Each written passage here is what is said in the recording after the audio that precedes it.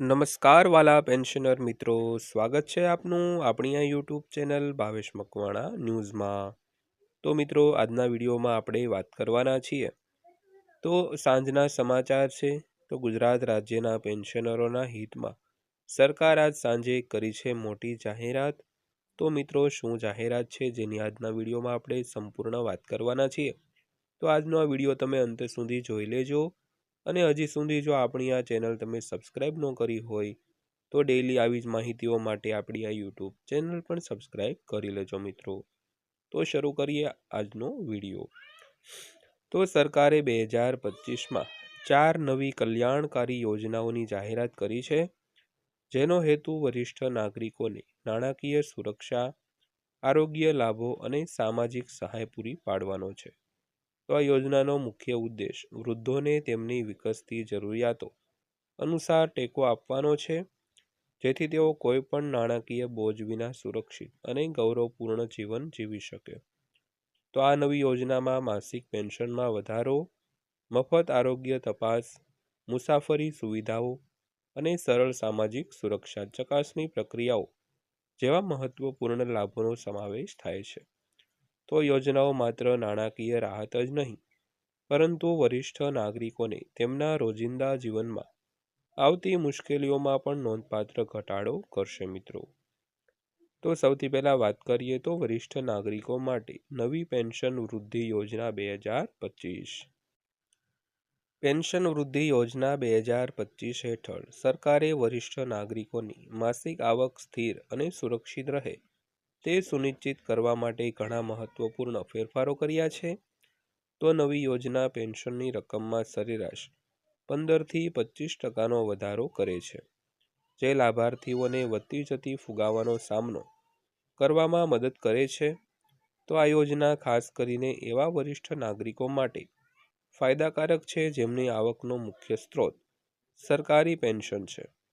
તો અરજી પ્રક્રિયાને પણ નોંધપાત્ર રીતે સરળ બનાવવામાં આવી છે, જેનાથી 60 વર્ષથી વધુ ઉંમરના તમામ નાગરિકો ડિજિટલ પોર્ટલ દ્વારા તેમના નજીકના સેવા કેન્દ્રો પર સરળતાથી તેમના પેન્શન અપડેટ કરી શકે છે। ત્યારબાદ વાત કરીએ તો આરોગ્ય સુરક્ષા યોજના મફત તપાસ અને તબીબી સહાય। તો સરકારની નવી આરોગ્ય સુરક્ષા યોજના 2025નો મુખ્ય ઉદ્દેશ વરિષ્ઠ નાગરિકોને મફત અને સમયસર આરોગ્ય સંભાળ સેવાઓ પૂરી પાડવાનો છે। તો આ યોજના હેઠળ 60 વર્ષથી વધુ ઉંમરના તમામ નાગરિકોને વર્ષમાં 2 વાર મફત આરોગ્ય તપાસ, રક્ત પરીક્ષણ, આંખની તપાસ અને સામાન્ય આરોગ્ય યોજના તપાસ થશે। અને વધુમાં હૃદયરોગ, ડાયાબિટીસ અને સંધિવા જેવા ગંભીર બીમારીઓની સારવાર પણ સરકારી હોસ્પિટલોમાં ઓછા ખર્ચે ઉપલબ્ધ થશે। તો આ યોજનામાં 70 વર્ષથી વધુ ઉંમરના વરિષ્ઠ નાગરિકોને ઘરે ડૉક્ટરની મુલાકાત અને નર્સિંગ સેવાઓ પૂરી પાડવાનો પણ સમાવેશ થાય છે મિત્રો। ત્યારબાદ વાત કરીએ તો વરિષ્ઠ નાગરિકો માટે નવી મુસાફરી સુવિધા યોજના 2025।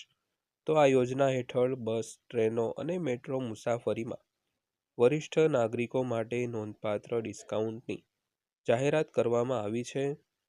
તો 60 વર્ષથી વધુ ઉંમરના નાગરિકો હવે ફક્ત તેમના ઓળખ કાર્ડ બતાવીને 40%થી 60% ડિસ્કાઉન્ટ પર ટિકિટ મેળવી શકશે। તેમજ સરકારનો ઉદ્દેશ તમામ રાજ્યોમાં આ સુવિધાઓ લાગુ કરવાનો છે, જેથી વરિષ્ઠ નાગરિકો આર્થિક અને સામાજિક રીતે સક્રિય રહી શકે।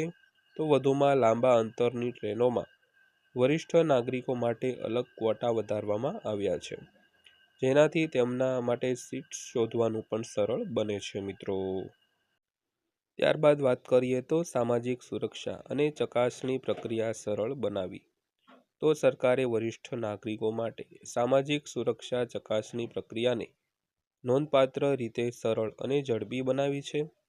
તો નવી ફેસ ઓથેન્ટિકેશન ચકાસણી સિસ્ટમને કારણે વરિષ્ઠ નાગરિકોને હવે વાર્ષિક ધોરણે જીવન પ્રમાણપત્રો સબમિટ કરવાની જરૂરિયાતમાંથી મુક્તિ મળે છે।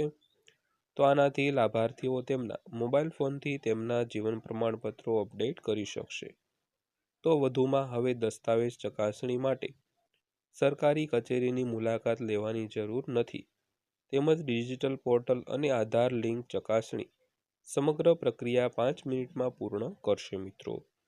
તો મિત્રો આ હતી આજની માહિતી જે પેન્શનરો માટે અગત્યની હતી.